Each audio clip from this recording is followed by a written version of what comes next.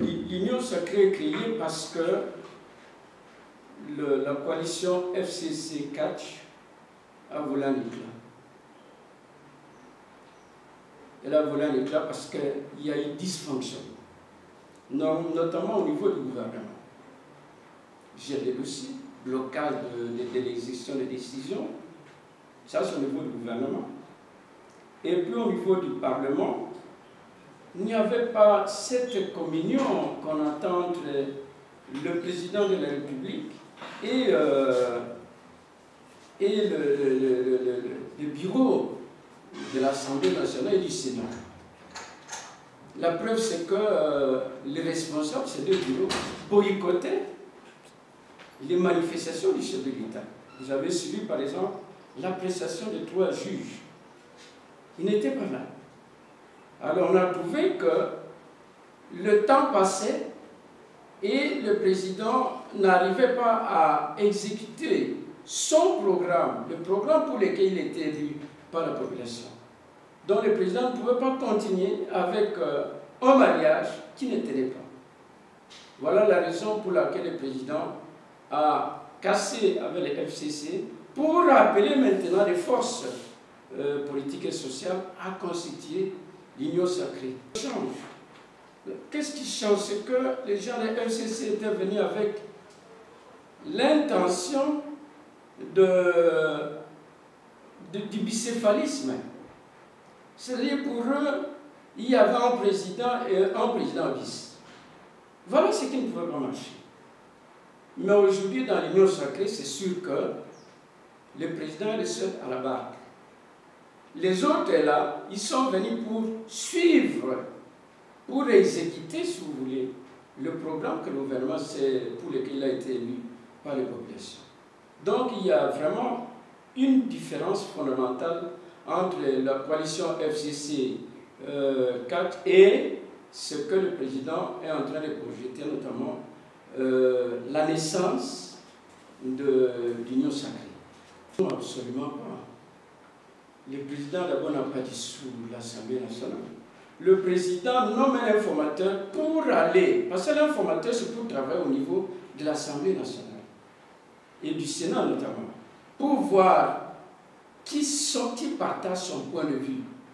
C'est-à-dire d'une recomposition, si vous voulez, du Parlement, pour qu'on puisse avoir une nouvelle majorité qui permet au chef de l'État de gouverner sans écueil, sans les écueils qu'on a connus, sans les blocages qu'on a connus. Parce que les gens qui viennent dans l'Union sacrée, ils savent qu'il y a un programme qui existe, il y a des conditions, on n'a pas obligé les gens. Vous venez à l'Union sacrée, c'est pour suivre la vision du chef de l'État. Vous ne venez pas avec une autre vision. Or, les FCC avaient autre chose. Pour les FCC, il ne fallait pas que le président Félix Antoine Tshisekedi réussisse parce qu'ils avaient l'agenda de 2023. Si jamais il réussit dans 2023, il va encore être réélu et nous n'aurons pas le temps de revenir au pouvoir. Voilà ce qui, le jeu du FCC qui était un jeu très malsain. Croyez-vous que après ces 2 ans de calvaire? Je voudrais d'abord vous dire, vous avez suivi le ballet qu'il y a eu au Palais de la Nation. C'est toutes les forces sociales et politiques qui ont défilé. C'est un message très fort. C'est pour dire que les populations attendent que le président puisse exécuter le programme qu'il avait promis lors de la campagne électorale. Et ces forces-là sont venues, elles ont constaté que non, avec les autres ça ne marchait pas. Donc, ce sont de nouvelles forces qui viennent pour dire au chef de l'État, puisque ça n'a pas fonctionné, nous sommes prêts pour vous aider, pour vous épauler, pour que nous puissions prendre une nouvelle direction. Donc, il y a une grande différence. Et moi, je vous dis que, tel que je vois les choses, tout le monde sait comment, dans quelles conditions on va travailler. Moi, je suis sûr qu'avoir la volonté qui anime les chefs de l'État. Vous avez vu les actions, les programmes de 100 jours. Vous voyez tout ce qui est en train d'être fait.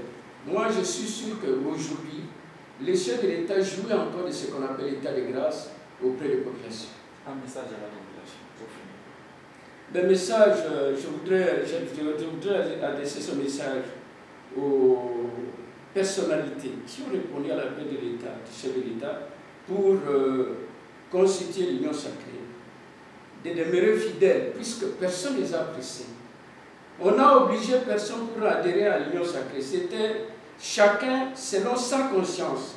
Et nous voulons que cela puisse continuer, que nous puissions avoir une Union sacrée solide, pas comme celle que nous avons connue en 1990, en 2000 à la Conférence nationale souveraine, en 2003 avec je crois l'association pour la sauvegarde du dialogue en Afrique du Sud, ou encore ce que nous avons connu à Genève en Belgique et récemment encore avec le FCC.